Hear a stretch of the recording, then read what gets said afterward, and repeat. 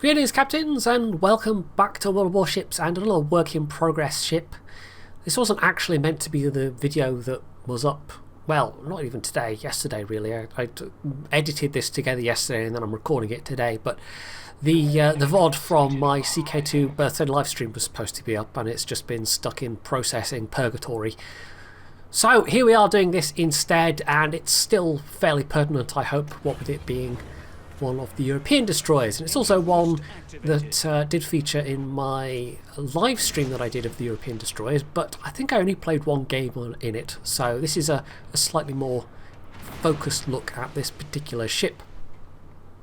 So the Skåne at tier 7 has many of the characteristics of the rest of the line. It's got 4 barrels in 2 turrets, which makes for a slightly awkward performance as a gunboat.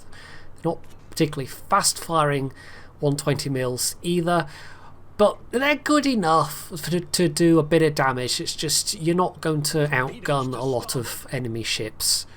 You don't really have the output of firepower, so just like with the rest, the torpedoes really are your main weapon. And this game is going to show a fairly ideal set of circumstances for, well, this ship. But also it would be the same for really any ship that has torpedoes as its main weapon. It's just with the rapid reload, it allows for you to correct more for people trying to dodge and to duke out of your way. But of course the downside of that is the individual hits do a lot less damage. At tier 7 you still have the 7,500 per torp, as opposed to tier 8 and up where you get 10.7k damage per torp.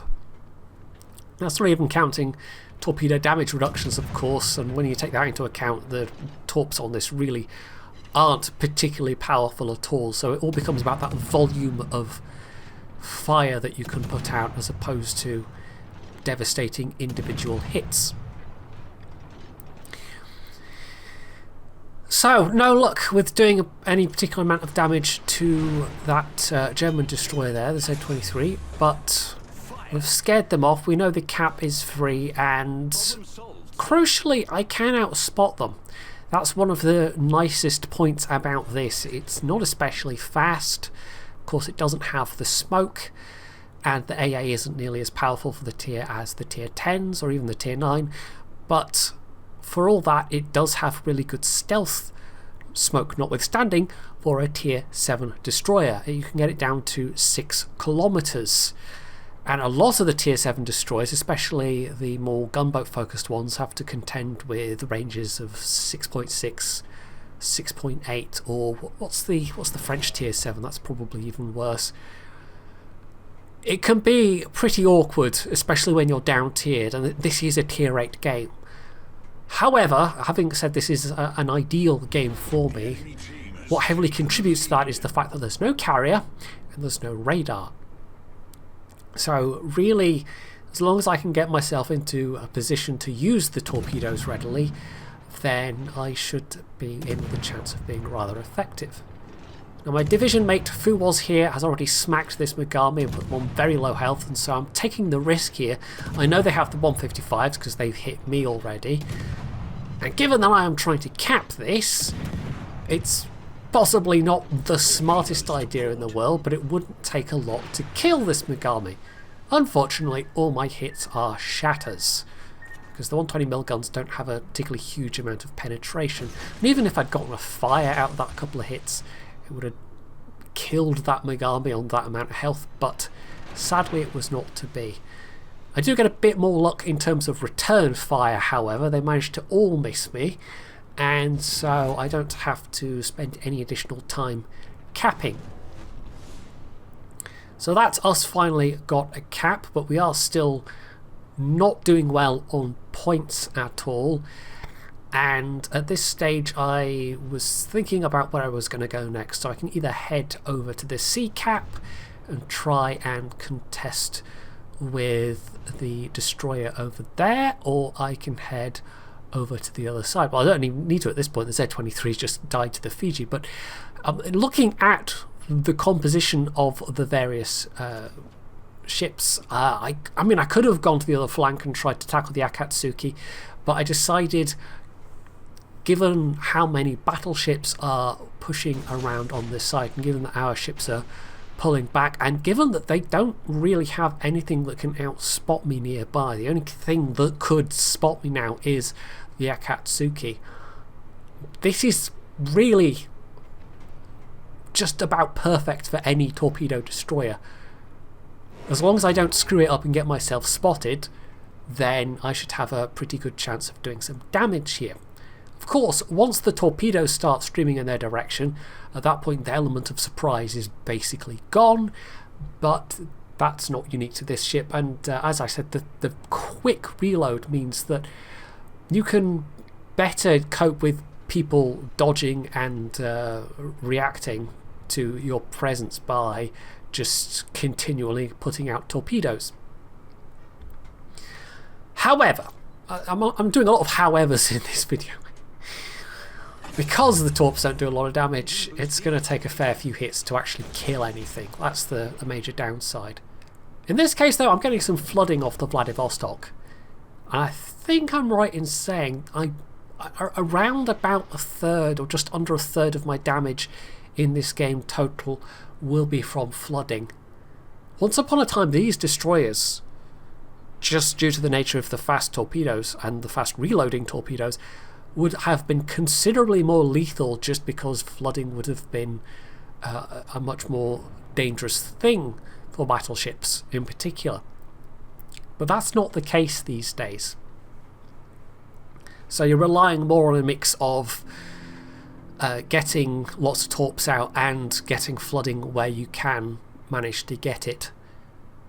And that's where the quick reload actually does help you, because with something like a Japanese destroyer, for example, it takes usually considerably longer to reload your tubes, and so if you want to try and pin a flooding on someone specifically, you have to cycle your tubes and hope that you are able to not only get the hits but get the floodings to go along with the hits. There's far less need for that with the Swedish torpedoes overall, just because of the quickness of the reload. You're much more better off in terms of trying to hit people while they're on a cooldown, for example, and then hopefully get a flooding, presuming that you hit them in the right place, as I've managed to do with this Vladivostok. And he's also under fire from, there we go, I think, oh no, it was the Massachusetts. That I seem to remember Fu getting at least a kill or two in this one, but I can't remember which ones he does exactly. So that's the Vladivostok out of the way. There's still Colorado, Kutuzov and the West Virginia. The Colorado is particularly manoeuvrable, and if my torps are spotted, they've got a good chance of wiggling out of the way, or rather a better chance than, say, the West Virginia or the Vladivostok. But this particular Colorado isn't necessarily going to be taking the best advantage of their manoeuvrability, which is going to be a bonus for me. You know, I know firsthand playing that ship that if you're dealing with a destroyer that you cannot see, it really isn't a pleasant experience just because of your slow speed, and really all you have is your manoeuvrability. And if you don't make use of that, then that makes life all the easier for whoever's firing torps at you. But that's true in any battleship. If you're in a situation where you know there's a destroyer ahead of you in your path, you have no vision on them whatsoever, no means of outrunning them, then all you can do is try and make your path unpredictable. Now, I could be going after the Colorado here, but I'm trying to keep them on their toes a bit by switching targets, and also the West Virginia is the lower health ship. So even though they're lower tier and have less effective firepower, even though it's the same guns than the Colorado, just because of the reduced accuracy, taking them out is still a pretty good priority. And if anything else, we need the points, because we've lost that cap that I was able to get, and of the ships that pressed through sea, not a lot of them are left alive now. It's the Fiji and the Hippa. By the way, we also have an Alabama that is entirely AFK and has been AFK since the start. So we're a top tier ship down all the while. And if the enemy team catches sight of that, that's just a free kill for them. So that's the West Virginia out of the way. Fu at this point is caught in a pretty ugly crossfire. He's trying to keep bowing towards the Colorado, but the Kutuzov and the what is that coming through the cap? I can't see. Whatever other cruiser that is coming through the cap. Is that another Kutuzov? No, it's a Nuremberg. That was it. There was a tier 6 in this, wasn't there? Yeah, and the Pensacola back there. They're all basically pounding on him. I, however, am taking... You know, I'm doing rather better. I'm having a rather better time than Fu, just because I can stay unspotted and keep pumping out these torpedoes. And I'm up to now over 100,000 damage done. If this was a Japanese destroyer having landed 13 torpedoes, I would have a hell of a lot more damage than that by now. In fact, in pretty much any other tier 7 destroyer in the game, landing that many torpedoes, I'd have a much higher amount of damage. But it's just the nature of these Swedish ticklers. Anyway, there's Fu dead, and despite that, despite the AFK ship, we are still ahead on points. We've now got the Fiji going into Cap B, so this is just mopping up at this point and hopefully not screwing things up.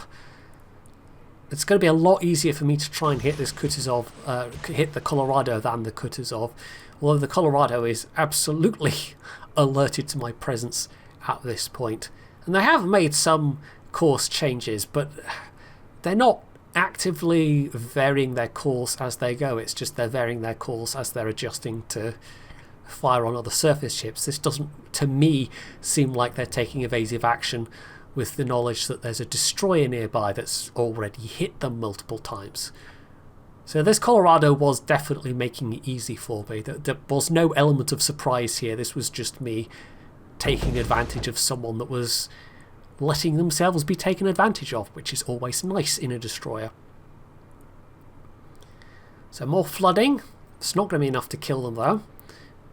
And at this stage, I'm also, in addition to doing this damage, providing spotting on the Kutuzov for our Fiji. So I'm serving a bit of an extra team purpose here as well. I'm not just selfishly doing damage, because otherwise the Fiji would be a little bit stuck in terms of either trying to engage the Kutuzov over open water or else smoke up and I don't know, hope that the Alabama could spot them somehow. Not sure. So more torps out. There's a bit of a joke with the Derpsky, the tier 3 Soviet destroyer with its, what is it, 20-second reload, that it is entirely possible to shoot your own weight in torpedoes with not that much difficulty, and I suspect most of the Swedish destroyers are pretty much the same, where you can just pump out the torps so quickly that you're firing far more than they could ever hold in real life, and you know, maybe even comparable to the tonnage of your own ship, because torpedoes are not exactly light. You couldn't really put out this many salvos in real life. You would have perhaps 2 reloads on a like a destroyer or a well, no, yes, a destroyer. Cruisers might carry more, I don't know, but you really wouldn't have this many. It's one of the many ways in which this game is perhaps not quite 100% realistic.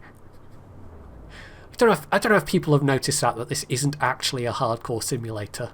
Possibly you have. Anyway, the Colorado is now the last left alive. The Fiji actually rammed the Kutuzov, which was a more than fair enough trade. We do have the points advantage, that not a huge one. If we completely screw this up, I mean, if the Hipper dies, it might be enough to give them the edge. It really does depend on what this Colorado does, but the Hipper is playing quite cautiously. And I am now going to get this cap. So hopefully there won't be any issues. Hopefully, having had a not great start and then having brought it back, we won't throw it all away again. Fingers crossed.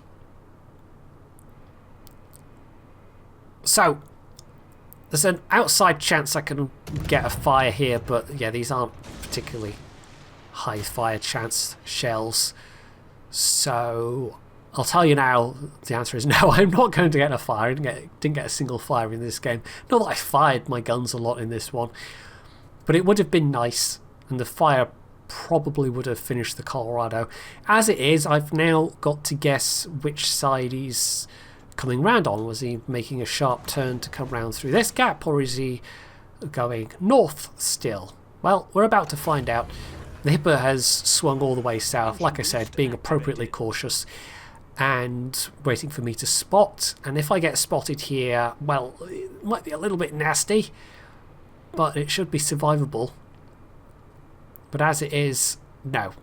Really, I should have popped up a little further away. I should have, you know, come round into sight of that gap from further away, because that was well within my spotting distance if the Colorado was still there. But I had half an idea that I was just going to rush down this Colorado anyway. They're now on low enough health that I can finish them, and even if I died, we have a big enough points gap that it wouldn't actually affect the outcome. As it turns out, though, they haven't just run all the way north seeking to live. They're going to come through this northern gap, which is a very slight spoiler for you by all of like 2 seconds. So, yep, there they are, down to only a couple of thousand health now. They get the shots off at me, and it does hurt, but it was AP. So not only were they not using camo, which is always dicey on a Colorado, they weren't even using the appropriate ammunition. So, or, you know, dodging at the point where they knew there was a destroyer around. So that last Colorado really wasn't that much of a threat, as it turned out, at all. 162,000 damage there. I would be happy with that in any tier 7 destroyer, but I had to fire an awful lot of torpedoes to get it. 2.4k damage done. Fu actually managed to place 4th on the team, which was a rather decent result. That Fiji placed 3rd, and the Alabama, who never even joined us, of course, dead last with 0. And there we are, 84,000 from the Colorado, so that takes into account their various heals. And of the damage done, 104k from the Torps, and just over 50,000 flooding damage. So yeah, the flooding damage was a considerable top up there.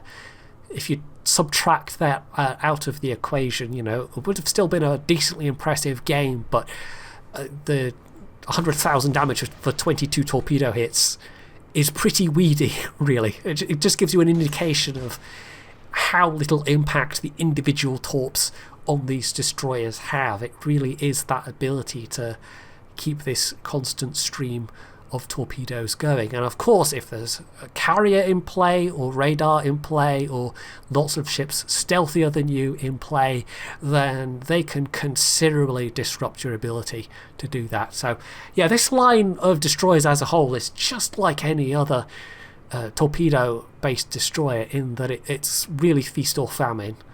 You're going to have occasional games like this where the RNG gods just give you all of the things neatly lined up in a row, and in other games when, you know, you're lucky if you land 2,000 damage because you're just being constantly harassed by carriers that you can't do anything to shield yourself from. So that's it for this replay. Hopefully you found it interesting, and if you did, you can do all the usual things down underneath it. And of course, as always, stay tuned for more.